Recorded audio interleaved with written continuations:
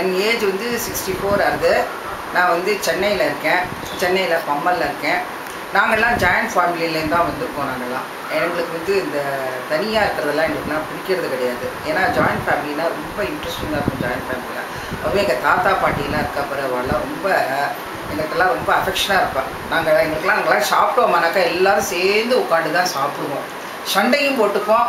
அதே சமயத்தில் வந்து சாப்பிடும்போது எல்லோரும் ஒத்துமையாக உட்காந்து எங்கள் பாட்டி கதையெல்லாம் சொல்லி எங்களுக்கு சாப்பாடு போடுவாள். அதெல்லாம் எங்களுக்கு ரொம்ப பிடிக்கும். ஆனால் இந்த நாளில் வந்து ஜாயின்ட் ஃபேமிலியாக இருக்கணும்னு நான் ஆசைப்பட்றேன்.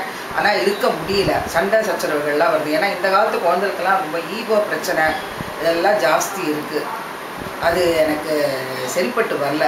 ஆனால் இப்போவும் நான் வந்து என் பிரதர்ஸோட தான் இருக்கேன். என் பிரதர்ஸோட இருந்தால் கூட என் பிரதர்ஸ் வந்து என்கிட்ட கோஆப்ரேட் பண்ண மாட்டேங்கிறான். எனக்கு அவளோட கோஆப்ரேட் பண்ணி அவளோட சேர்ந்து இருக்கணும்னு தான் ஆசை. ஆனால் அவள் என்னோட அட்ஜஸ்ட் பண்ண மாட்டேங்கிறான். அதுதான் ரொம்ப கஷ்டமாக இருக்குது. மற்றபடி ஜாயின்ட் ஃபேமிலி தான் நல்ல இது. என்னை கேட்டாக்க இண்டிவிஜுவலாக இருக்கிறது வந்து பைத்தியம் பிடிச்ச மாதிரி இருக்குது. இண்டிவிஜுவலாக இருக்கிறது ஜாயின்ட் ஃபேமிலியாக இருக்கிறது தான் இன்ட்ரெஸ்டிங்காக இருக்குது. அவ்வளோதான். ஆமாம், ஜாயின்ட் ஃபேமிலி இருந்தால் நம்ம கவலையெல்லாம் மறந்து இருக்கலாம். இதை தனியாக இருந்தால் வச்சுக்கோங்க, நமக்கு மைண்டு வந்து என்னெல்லாமோ திங்க் பண்ணுறது. நான் வந்து இப்போ என்ன பண்ணியிருக்கேனாக்கா, எனக்கு வீடெல்லாம் அழகாக வச்சுக்கணும், அழகாக மெயின்டைன் பண்ணணும், வீட்டுக்கு எல்லோரும் வரணும் போகணும், இந்த மாதிரிலாம் எனக்கு ஆசை. கெட் டுகெதர்லாம் கொடுக்கணும், ரிலேஷன்ஸ்லாம் வரணும் போகணுன்னு அந்த மாதிரிலாம் எனக்கு அந்த எய்மெல்லாம் இருக்குது. ஆனால் வந்து இப்போ இந்த நாளில் அதெல்லாம் நடக்க மாட்டேங்கிறது. அதெல்லாம் ரொம்ப கஷ்டமாக இருக்குது எனக்கு. இந்த காலத்து குழந்தைகளுக்கெல்லாம் மனுஷா போனோம். ஆனால் அந்த குழந்தைகள் தெரிஞ்சுக்க மாட்டேங்கிறது. மனுஷாலே வாண்டான்னு அவெல்லாம் ஒதுங்கியிருக்கா. அந்த மாதிரி இருக்கக்கூடாது, இருக்கணும். மனுஷா இருந்தால் தான் நல்லது. உறவுகள் வேணும். உறவுகள் வாண்டான்னு யாரும் தனியாக போய் இருக்கக்கூடாது. தனியாக இருந்தால் அது ரொம்ப கஷ்டம். அது அவளுக்கு அது இப்போ தெரியாது. அவள் இப்போ ரியலைஸ் பண்ண மாட்டா. பிற்காலத்தை அவள் அதை ரியலைஸ் பண்ணுவாள். ஜாயின்ட் ஃபேமிலி என்ன கேட்டாக்கா ஜாயின்ட் ஃபேமிலி தான் பெஸ்ட். நீ சொல்லு. நான் பிறந்து 13 வயசு வரைக்கும் பிறந்தது வந்து செகண்டராபாடு. 13 வயசு வரைக்கும் செகண்டராபாடில் இருந்தேன். அப்போ அந்த லைஃபே ஒரு மாதிரி எங்கள் அம்மாவோட சிஸ்டர்ஸு பிரதர்ஸோட ஜாலியாக பாட்டி தாத்தான்னு அப்படி அம்மா சைடு உறவில் ரொம்ப ஜாலியாக என்ஜாய் பண்ணிட்டேன். அந்த சின்ன ஏஜ் எனக்கு ரொம்பவே பிடிச்சிருந்தது. அப்புறமா சென்னைக்கு வந்தோம். அப்புறமா அது ஒரு மாதிரி சேஞ்ச் லைஃப் இருந்தது. அப்போவும் ஸ்கூல் டேஸ் எனக்கு ரொம்ப பிடிக்கும். ஸ்கூலில் எந்த விதமான ரெஸ்பான்சிபிலிட்டியும் இல்லாத கவலையும் இல்லாத நாங்கள் பாட்டுக்கு இஷ்டத்துக்கு ஜாலியாலாம் இருந்துட்டு எல்லாம் பண்ணிகிட்டு இருந்தோம். அது அந்த அந்த குழந்தைகள் லைஃப் ஒரு மாதிரி இருந்தது. அப்புறம் கொஞ்சம் மெச்சூரிட்டி வந்ததுக்கப்புறமா சூதுவாதெல்லாம் தெரிய ஆரம்பித்ததுக்கப்புறமா கொஞ்சம் ஒவ்வொருத்தருக்கு ஒவ்வொரு மாதிரி ஈகோ ப்ராப்ளம் அந்த மாதிரிலாம் இருந்ததுனால எனக்கு வந்து என்னை ஃப்ரீயாக விட்டுட்டாக்க நான் யாரோடைய தப்பையும் எடுத்து சொல்ல மாட்டேன். என்னை வந்து ஃப்ரீயாக விடாமல் எதையாவது இது பண்ணாங்க நான் எல்லாருக்கும் பாயிண்ட் அவுட் பண்ணி சொல்லி இது பண்ணேன். எனக்கு வந்து ஜாயின்ட் ஃபேமிலி சிஸ்டம் பிடிக்கவே பிடிக்காது. அந்த நாள்லையாவது வந்து ஃப்ளாட் ஹவுஸு அது இல்லாத அப்படிலாம் இருந்தது. இப்போ ஃப்ளாட் ஹவுஸ் இருக்குது. மேலேயும் கீழே பக்கத்து போர்ஷன் அந்த போர்ஷன் அப்படி வேணால் தள்ளி தள்ளி இருக்கலாமே தவிர கிட்டக்க வச்சுனாக்க எனக்கு சரிப்பட்டு வரதில்லை. தள்ளி தள்ளி இருக்கணும்னு தான் நான் ஆசைப்பட்றேன். தள்ளி இருக்கணும். அவவா இண்டிபெண்ட்டாக ஃப்ரீடத்தோடு இது பண்ணணும். ஏன்னா என்னோட வே ஆஃப் டூயிங் திங்ஸ் வேறு மாதிரி இருக்குது. இன்னொருத்தரோட வே ஆஃப் இருக்குது. ஹஸ்பண்ட் அண்ட் ஒய்ஃப் இது தான் சேர்ந்துருக்கலாமே தவிர பாக்கி பேரெல்லாம் அவவா தனித்தனியாக இருந்துன்னு நம்ம ஒருத்தர் ஹெல்ப் பண்ணிக்கணும். அதுதான் எனக்கு பிடிக்குமே தவிர. ஆனால் பிரதர்ஸ் சிஸ்டர்ஸ் எல்லாம் இருந்தால் நல்லது தான். எல்லாரும் வந்து போயிட்டு போறவே வேண்டான்னு ஃப்ளாட் சிஸ்டம் இருக்குது. மேலே கீழே நல்லா இருந்துக்கலாம். ஒருத்தர் கூட்டிக்கலாம். அவாவா இண்டிபெண்ட்டாக இருந்துட்டு ஒரு ஃபங்க்ஷன் அந்த சமயத்தில் கூட்டிக்கிட்டு அந்த மாதிரி இருக்கலாம். வேலை முடிஞ்சதுக்கப்புறம் ஒருத்தர் உட்காந்து ஒரு இடத்துல வந்து உட்காந்து அம்மா இருக்கிற இடத்துல உட்காந்து பேசி அந்த மாதிரியே ஜாலியாக ஸ்பெண்ட் பண்ணலாம். அம்மாவால் முடிகிற வரைக்கும் அம்மா தனியாக சமையல் பண்ணி சாப்பிட்டுக்கலாம். அம்மாவால் முடியாத பட்சத்தில் நம்ம பிரதர்ஸ் சிஸ்டர்ஸ்ன்னு இருக்கிற வந்து சமையல் பண்ணி கொடுத்து இது பண்ணிட்டு ஒருத்தர் ஹெல்ப் பண்ணிக்கலாம். அந்த மாதிரி லைஃப் தான் பிடிக்குமே தவிர ஒரே இதில் ஒரே இடத்துல இருந்துட்டு ஜாயின்ட் ஃபேமிலியில் இருக்கிறது எனக்கு பிடிக்கிறது. இண்டிபெண்ட் லைஃப் தான் எனக்கு பிடிச்சிருக்கு. நான் வேலை பண்ணிட்டு இருக்கேன். நான் வந்து ஃபார்மசூட்டிக்கலில் செக்ரட்டரி ஜாப் பண்ணியிருக்கேன். முன்னாடி பண்ணியிருக்கேன், இப்போ பண்ணலை. பட் வந்து வீட்டெல்லாம் நல்லா மெயின்டைன் பண்ணணும் அப்படின்னு ரொம்ப ஆசைப்பட்றேன். அது இது நடக்க மாட்டேங்குது. அதுதான் கொஞ்சம் கஷ்டமாக இருக்கும். என்னோட ஹாபிஸ் வந்து சின்ன வயசில் எனக்கு பாட்டு கேட்குறதெல்லாம் பிடிக்கும்.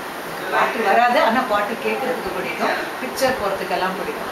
இப்போ வந்து வாட்சிங் டிவி அவ்வளோதான். இந்த ஏஜில் வாட்சிங் டிவி சீரியல்ஸ் எல்லாம் டல்லாக இருந்தால் கூட சும்மா பொழுது டைம் பாஸ் ஆகணுமே. வேலைக்கு போயிட்டு இருக்கேன். வேலைக்கு போயிட்டு வந்து சம்டைம்ஸ் இப்படி பார்ப்பேன். வேலை செஞ்சுட்டு பார்த்துட்டு இருக்கேன். எனக்கு அந்த ஏஜ் வந்து இப்போ எனக்கு இடம் கொடுக்க மாட்டேங்குது அதெல்லாம். இல்லை எனக்கு எப்படின்னாக்க எனக்கு எதாவது எனக்கு வந்து சுயமாக எதுவும் பண்ண தெரியாது. இதை பண்ணு அதை பண்ணுன்னு சொல்லி பண்ணி அதை கற்றுக் கொடுத்து சொன்னாக்க அதை நான் பண்ணுவேன். எனக்கு அதுக்கு வந்து ஃப்ரீடம் வேணும். ஹஸ்பண்ட் எனக்கு அது பண்ணுறதுக்கு நம்ம ஹஸ்பண்ட் அதை கோஆப்ரேட் பண்ணணும் இல்லையா? அவர் மாட்டேன்னா பண்ண முடியும். நான் பண்ணிட்டு ஏதோ வம்பெல்லாம் யாரை பற்றி வம்பு காசிப்பிங் எனக்கு கொஞ்சம் கூட துளி கூட பிடிக்காது.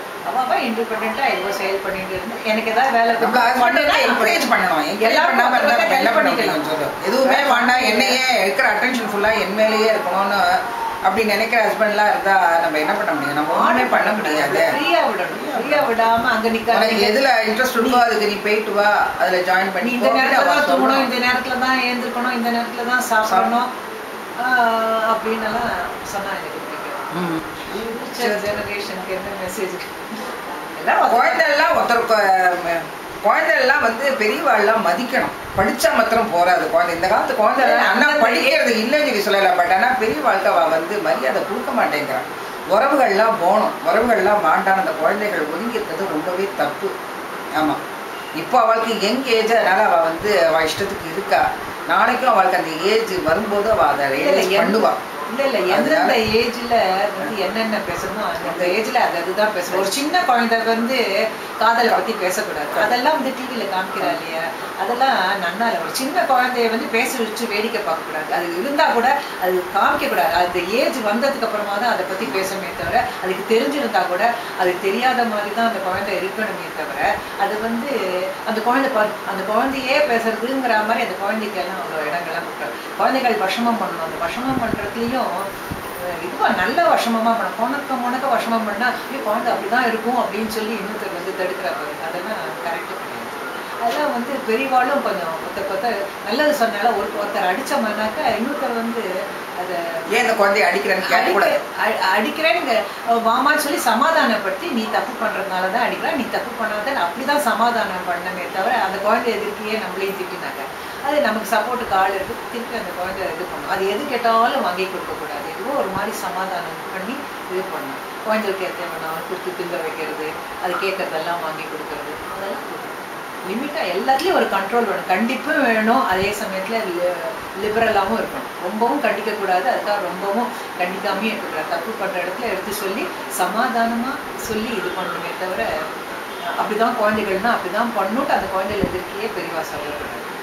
இந்த மாதிரிலாம் பண்ணுறது தப்பு. இன்னொருத்தர் சமாதானம் பண்ணணும். நம்ம கோச்சுக்கிற போது இன்னொருத்தர் வந்து சமாதானம் பண்ணும்போது நீ அந்த மாதிரி பண்ணக்கூடாது, அதனால தான் கோச்சுக்கிறா, இங்கே வா அப்படின்னு சொல்லி இது பண்ணணுமே தவிர அந்த குழந்தைக்கு இதுவாக சப்போர்ட்டிவாக பேசணும்.